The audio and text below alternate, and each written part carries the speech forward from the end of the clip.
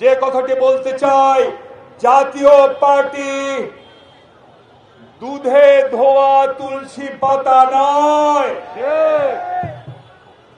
হাসিনার বিচার যেমন হবে বাংলাদেশে, হাসিনার দোষর জাতীয় পার্টির বিচারও বাংলাদেশের মাটিতে হতে হবে।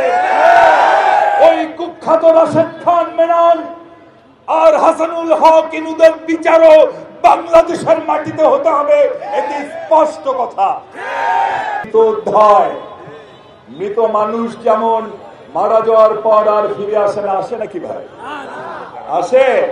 যদি আসতো তাহলে সব গোরস্থানী আত্মীয় স্বজনদের ভিড় জমতো, কখন যে আবার ফিরে আসে।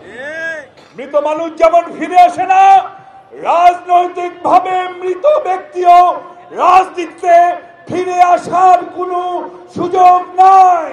ক্ষমতায় ছিল হাসিনা এবং এরশাদ লুটপাটের ভাগ বাটোয়ারা করেছেন। আবার যখন হাসিনা ক্ষমতায় ছিলেন 15 বছর, এরশাদ জিএম কাদের সহ জাতীয় পার্টির এমপিরা কেউ কিন্তু হাসিনার লুটপাটের ভাগ থেকে বঞ্চিত হয় নাই। ভাইরা আমার, তাই ফিরেছে কারা কারা নুরুর উপর হামলা করেছে। আমাদের দুই ভাই এখনো এখানে রক্তাক্ত, হুইল চেয়ারে এসেছেন। কারা তাদের উপর হামলা করেছে সমগ্র জাতি দেখেছে। যত তাড়াতাড়ি সম্ভব চিহ্নিত করে বিচারের ব্যবস্থা করুন, নইলে আমরা মঞ্চে আমরা কিন্তু প্রয়োজনে আমরা এক হয়ে আবার মাঠে নামবো। যোদ্ধার শরীর থেকে যদি রক্ত ঝরে, যারা রক্ত ঝরাবে তার গায়ে কি পোশাক আছে, কি রঙের পোশাক আছে তা দেখবার টাইম কিন্তু আমাদের না।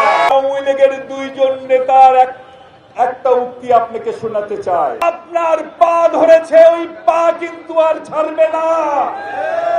ওনার অনুরোধে যদি বাংলাদেশে আপনি অস্থিরতা তৈরি করতে চান, তাহলে মনে রাখবেন পরিণতি কিন্তু খুব একটা ভালো হবে না।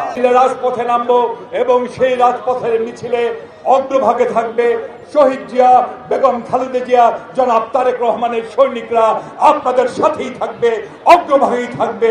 ইনশাল্লাহ আমাদের নেতা জনাব তারেক রহমান এসে সেই মিছিলে যোগ দেবে। সেই ঘোষণা যেন বাস্তবায়িত হয় বাংলাদেশের জনগণ দেখতে চায়। এটা নিয়ে কোনো টালবাহানা বাংলাদেশের জনগণ মানবে।